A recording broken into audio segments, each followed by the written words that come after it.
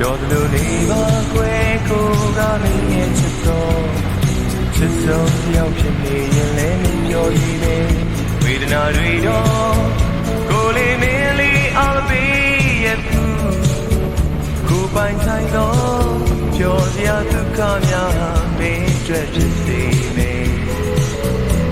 ချစ်လေးရဲ့ပြောသလိုနေပါကွယ်ကိုကမင်းရဲ့မချစ်တော့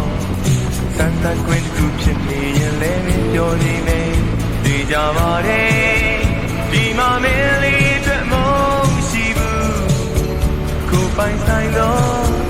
ကျင်နာခြင်းကမင်းကိုပြပြသေးလေပြောလို့နေပါကွယ်ကိုမြဲပြောမယ်ဒီတယောက်တည်းဆုံးပြလိုက်ကို